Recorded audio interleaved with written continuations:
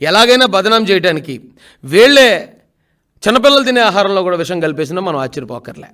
ఎందుకంటే వీళ్ళ దగ్గరున్న ప్రచారమే తప్పుడు ప్రచారం. ఆ ఫేక్ ప్రచారంతోనే వీళ్ళు ఒక్కసారి నెగ్గారు, రెండోసారికి వీళ్ళ సమాధి అయిపోయారు. ఇంకా మీకు ఉదాహరణ చెప్పాలంటే ఈరోజు ఈ వైసీపీలో ఉన్న వైసీపీ గవర్నమెంట్లో ఒక డీజీ స్థాయి ఉద్యోగి మీద, పోలీస్ అధికారి మీద అటెంప్ట్ టు మర్డర్ కేసు పడింది 307. ఒక ఎస్పీ స్థాయి అధికారి, డీజీ స్థాయి అధికారి అంటే పివి సునీల్ కుమార్, ఎస్పీ స్థాయి అధికారి సీతారామాంజనేయులు గారు 307, జగన్మోహన్ రెడ్డి గారి మీద 307. అంటే వీళ్ళు ప్రభుత్వ హయాంలో ఉన్నప్పుడు సొంత బాబాయిని కూడా నరికి చంపుకున్నారు.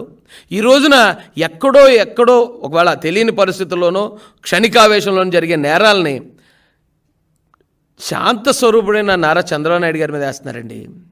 నారా చంద్రబాబు నాయుడు గారు మమ్మల్ని దాడులు చేయమని తెలుగుదేశం కార్యకర్తలకు చెప్పరండి. ఆయన మేము ప్రతిపక్షంలో ఉండి మేము దాడులకు గురవుతున్నప్పుడు, హత్యా ప్రయత్నాలకు గురవుతున్నప్పుడు, తప్పుడు కేసులకు గురవుతున్నప్పుడు, సార్ మన గవర్నమెంట్ వస్తే మేము ప్రతీకారం తీర్చుకునే అవకాశం మాకు కావాలని మేము అడిగినప్పుడు నారా చంద్రబాబు నాయుడు గారు మాతో మాట చెప్పారండి. ఆయన ఒక కథ చెప్పారు మాకు. ఒక స్వామీజీ ఒక శిష్యుడు కలిసి వెళ్తూ ఉంటే ఒక చిన్న కాలువలో ఒక తేలు కొట్టుకుపోతుందటండి. కొట్టుకుపోతుంటే దాన్ని చూసిన స్వామీజీ ఇమీడియట్గా ఆ తేలు ప్రాణాన్ని కాపాడడానికి ఆ తేలును పట్టుకున్నాడు చేత్తో.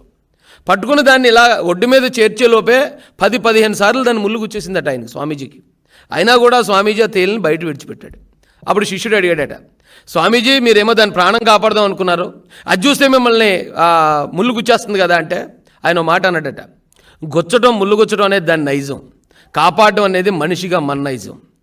దాని నైజం కరెక్ట్గానే చేసింది, మన పని కూడా మనం కరెక్ట్గా చేయాలి అని చెప్పారట. సేమ్ నాకు మా అందరికీ కూడా ఆ రోజున చంద్రబాబు నాయుడు గారు చెప్పింది అదే. వీళ్ళు నేరస్తులు, వైసీపీ వాళ్ళు నేరస్తులు కాబట్టి వాళ్ళు నేరాలే చేస్తారు, వాళ్ళు దాడులే చేస్తారు, వాళ్ళు హత్యలే చేస్తారు. కానీ తెలుగుదేశం పార్టీలో అందరూ నాయకులు ఉన్నారు, లీడర్ ఎప్పుడు కూడా ప్రజల కోసం ఎన్ని దాడులైనా తట్టుకుని ప్రజల కోసం పనిచేస్తాడు తప్ప తిరిగి దాడులు చేస్తే వాళ్ళకి మనం నేరస్తులు అవుతాం. కాబట్టి వాళ్ళు అలాంటి నేరాలు చేశారు కాబట్టే ఈ రోజున 11 సీట్లకి ప్రజలు వాళ్ళని పరిమితం చేశారు. ఇక్కడ నారా చంద్రబాబు నాయుడు గారు ఆయన చంపేద్దాం అనుకున్నారు, ఆయన మీద దాడులు చేశారు, తప్పుడు కేసులు పెట్టారు, జైల్లో ఆయన చంపేద్దామని ట్రై చేశారు. నారా లోకేష్ గారి మీద 1-10 సార్లు దాడులు చేపించారు, రాళ్ళు ఇచ్చి కొట్టించారు, ఆయన చంపుదామని ప్రయత్నించారు. తెలుగుదేశం పార్టీ కార్యకర్తలు అందరి మీద, తల్లి లాంటి భువనేశ్వరమ్మ మీద ఎంత దారుణమైన నేరస్తులు. జగన్మోహన్ రెడ్డి గారి నేరస్తుడు, అవినాష్ రెడ్డి మర్డర్ కేసులో నేరస్తుడు, అతను ఆల్రెడీ బెయిల్ మీద బయట ఉన్నాడు.